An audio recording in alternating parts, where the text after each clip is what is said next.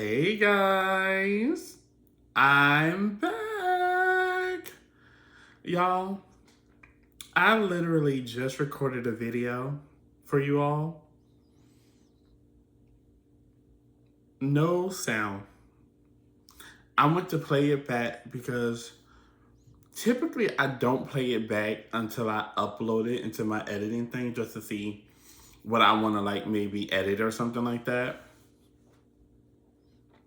No sound at all. When I tell you I'm over it, I'm over it. Because that video was like 30 minutes long. So, baby, this one will not be. At all. Okay? But I just wanted to talk a little bit because I haven't been on for a while. The last video I did was kind of a recap of the first week trial with Diddy, and I don't think I'm gonna cover it every single day. I think what I want to do is try to do it like every other day and try to blend other hot topics in with it, just because I don't know if every single day is going to be something that's going to be very prominent. Now, of course, today when I said that, I was like, oh, I'm going to do it this way. And then I was like, some good things came out today. Some very interesting things came out. So a former assistant of Diddy named David James hit the stand today, and he was talking about how the employees, if something happened or Diddy felt some type of way about something that is transpiring, then he would basically have them take a lie detector test. One of the events was when Cassie's bracelet, I think it was a Cartier love bracelet, went missing. He had to take a lie detector test, and they went through it to make sure that he wasn't lying or anything like that. Of course, he passed, but it also makes you think like the type of environment that they're in, because anything can go missing. It doesn't mean that your employees took it or something like that. As many people that I feel like they had throughout their homes and hotels and all this other stuff, it's very easy to misplace something, But hey, I'm not Diddy, I'm not them, so maybe I think completely different, or do I think like a normal person? But okay. So they were just going on based off of that, and telling him the different times that he had to do a lie detector test. Like another time was when, I think it was a diamond had went missing or something like that. But they said, oh no, it was a fake diamond. It was just a lot going on in the storyline. And I was like, okay, I can't keep up. Because of course, the transcript is very choppy. So I didn't really know what was being said because, someone is actually in the courtroom typing it. I believe I think they still use a stenographer. Maybe not. They're using an actual computer now? Maybe. Okay, but I think they should just use AI and just let it record the person. But maybe somebody could tap into that, right? Okay. Nevertheless, he also mentioned another time when he was off. David was off, and Diddy was having a party, and Diddy was like, "Oh, we'll come to the party, have fun." He did. So he actually partaked in a little bit of Diddy's party favors, if you will, and had a little Philly pill. And that was just like, okay. So he's out there, his words, Diddy bopping, okay? Diddy bopping. I don't know what that is. I don't know. I don't know. I don't know what that is. I don't know. But he had a time of his life, apparently. He had a great time. The very next day, Diddy was watching the video of the party. And he was like, hey man, you was having a great time last night, huh? And he was like, yeah, I was having a good time. And he said, okay. He was like, did you take anything? He was like, oh, well, yeah, I took one of the pills you had in your bag. And he said, okay, I'm going to keep this footage just in case. So there you go. This is what the prosecution is doing. They are trying to lay down the groundwork. Now, I know people are like, can we get to the point? Can we get to the RICO charges? Can we get to the racketeering? Can we get to the kidnapping? Can we get to all the other stuff? It's coming.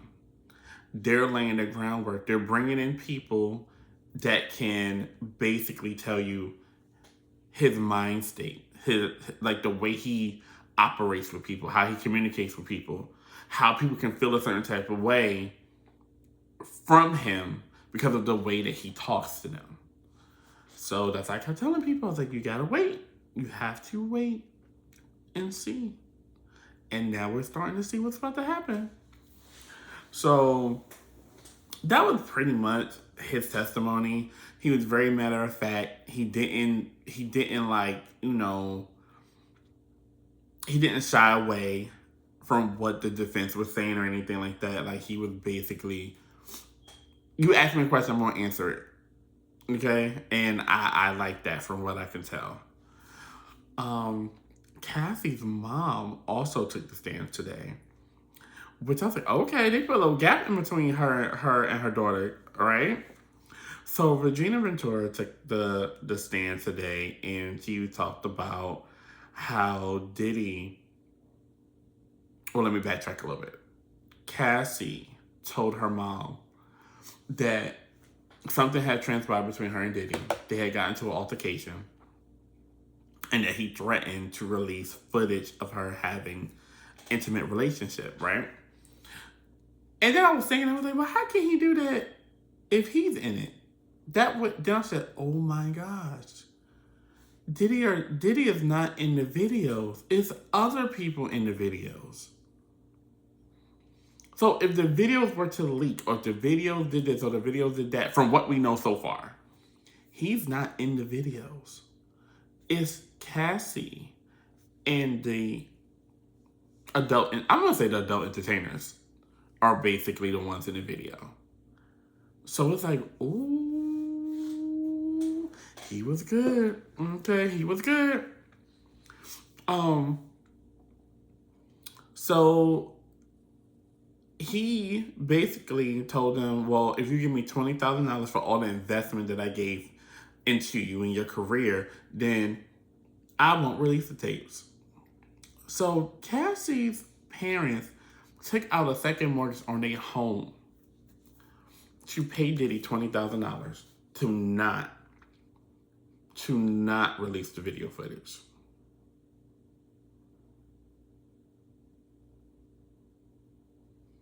But he gave it back a couple of days later. But still, it's the principle of it all. And you got to think about this. Even though Cassie is with this big mogul, she wasn't making any money. Like, you have to be, I tell people all the time, you have to be self-sufficient. There's no way I'm going to be with somebody who is $500 millionaire, $600 millionaire, because I'm not going to say he was a billionaire at that time, but he was very, very close, if not. Because this happened, I think, in 2011, so this is very early on. But I don't have $20,000 to pay him? No. There's something wrong with that. There's something wrong with that. I'm sorry. There's something wrong with that. Take it how you want to take it, but no, there's something wrong with that. So he gave them back the $20,000, which I like, and hopefully they was able to settle that second mortgage that they had to put on the house, and hopefully they were able to cancel it, because I don't know if there's like a loan process, because I know once you get the money, like, if I return it all in full, how long, just want to know, like, if I give it back to you, I don't pay no interest, right? But it all depends on the loan. So at another date, the mom talked about how Diddy and her got into an altercation because he stole Cassie's phone, and she was not having it. She was like, no, you're going to give my daughter back her phone, and I don't understand what's happening with you. So she was about to Diddy bop him upside the head. She couldn't get to him, but she did get the phone back. So, hey, kudos to you, mommy. Like, you did something that I don't, like, you was like, I'm going to do what I gotta do. The funny thing is that Diddy repoed Cassie's car that night. He took her car back that he gave her. That's mind control. And that's abuse of power. And you see how they're setting things up in motion? I know it's starting off a little slow, and we tired of talking about the BBDs and, the big black D's and all this other stuff, and the men, and the men, and the men, and the men, and the men, and the baby oil, and the baby oil. But they are setting up this storyline. Well, not the storyline. They're setting up everything for what's about to come later on down the line. Like how they're going to do the RICO charge, the racketeering, the arson. They're putting you in the mindset of a controlling maniac that has no care in the world for anybody else's safety or anything like that. It's all about him and what he wants. So this is going to be very interesting. And speaking of the BBDs, the Punisher took center stage today. That's his name, not mine. So he is an exotic male dancer. And he was actually a little comical. His thing was a little funny. So nothing was really odd about, what he did with them. Everything was pretty much standard. He was hired as a dancer for a party or like a bachelorette party. It's always that same guys. And then of course, Cassie opens up the door. It's just her. Oh, we just want you to be entertainment for just me and my husband. But he's just gonna watch, which is a thing. That's a thing. I know a lot of people like, I don't understand. It's called voyeurism, and it's also called cockhold. Y'all look it up, okay? I don't have time to give y'all the definition of what that is, okay? But he was just saying like his story was pretty much very standard about what happens when they have someone come. When they first come, they're covered, so you don't really recognize them. Cassie has on a wig. Diddy is covered. He comes out from the woodwork, from out of nowhere, like, hey, I'm here. And he's just in the background somewhere playing with himself. Diddy goes into the coaching of how he wants them to do it, how he wants the lighting, the position, make more noise, do this, more baby oil, like, okay. So what kind of started becoming a little funny was when the defense was talking to him, and they were just like, so how long have you been in this profession? And he was like, it'll be 30 years on Labor Day. I started 1995 Labor Day. He's excited to be a stripper, y'all, to be an exotic dancer, okay? He is happy with his lifestyle, okay? And may I might add, he has been in the same profession for 30 years. Who can really say that?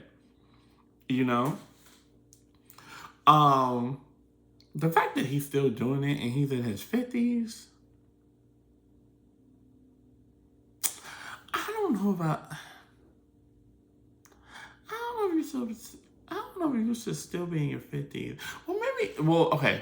Maybe he's not doing it still, like actually actively doing it. I think because he does own a company, he said now. So maybe he's just like in the management side of it. And he can kind of like teach the dancers like, okay, this is how you do it. This is how you move like the newcomers. So maybe that's his thing now or something like that. So he's still in the profession. He just has elevated. Okay. I'm going to think that. I don't think anybody wants a 50-year-old man grinding on them, but who knows? But the defense must have thought the same thing I thought, because they was like, oh, so what do you do besides, so he's like, so what is your profession? And he was like, I'm a professional dry humper. So the defense was like, oh, so you just, You just go around dry humping aunties and grandmas. And from what I heard, the courthouse lost it. They was like, oh my God, like, y'all are going too far. But that is the comedy that I think comes out of like very like dark and despairing moments like this case is, because this case isn't like it's someone who did something and they're getting off. It's like somebody who did something to people over and over and over again, and they done this and they done this and they hurt people. So it was just really, really funny to hear what he had to say. And I actually recognized the Punisher, and I could not place him when I saw his photo, right? Because all I saw was a man in a suit, with a bald head, clean face. And I kept saying he looked familiar. I said it like probably like 10 times in my head. I'm like, he looks so familiar. Where do I know him from? Like, did he used to hang out like with my older cousins in New York? That's all I kept thinking in my head. So I went into one of, I think it was Google, and I actually looked them up. Besides the one that they were just showing on like the news channels and things like that, and like neighborhood talk and stuff. So I went and I looked at the other photos that he had, and especially like earlier photos of him when he was when he was younger. I said, "Oh my God, I know him." Well, I don't know him, but if anybody who lived in New York, especially like the mid 2000s, or probably like late to like early 2010s. They on the trains, on the subway, they used to really, really heavily promote like parties. They would promote the male exotic dance parties. I don't really remember seeing a female one. So matter of fact, I'm lying. The male would be on one side, the female would be on the other side. So it would be like a dual thing. I don't know which company it was or what the name of the company was or anything like that. But they would heavily promote on the trains. And in the morning time when we got on the train, they would literally be stuck in the windows, in the doors, because the doors have windows. It would be like in the windows, in the doors, all four corners, sometimes several lined up against it, so people can look at it. And the reason why I noticed him, because I kept saying the name sound familiar, and I looked at him and I was like, he looks familiar. Couldn't place it. There's a photo of him online. There's several actually of like it's like a paint stripe that he puts on his abs. I really want to ask him why does he does that, but whatever. But that's what made me recognize him, because I remember back in the day I used to. Y'all mind your business, okay? But yes, I used to get the flyers. They were right there. I would look at them. Okay. Some may have ended up in my backpack, but whatever. So I would look at him and I would always be like, why does he have this this paint stripe on his abs? Like, and I would always say that, and I would say it over and over and over again every time I was seeing him, because he was one of the prominent people all the time on the flyers. Like, he was known to be in the middle. So I was like, okay. But yeah, that's my connection to the Punisher. I'm connected to somebody on the Diddy trial. Not really. Oh my gosh. But they were just talking about that, and I just thought it was so hilarious. But they also mentioned his book that he just released, y'all. The book is wild, okay? The book is called In Search of Freezer Meat, a story of the male mental health crisis caused by erectile dysfunction and the only true cure no one is talking about: a penis implant.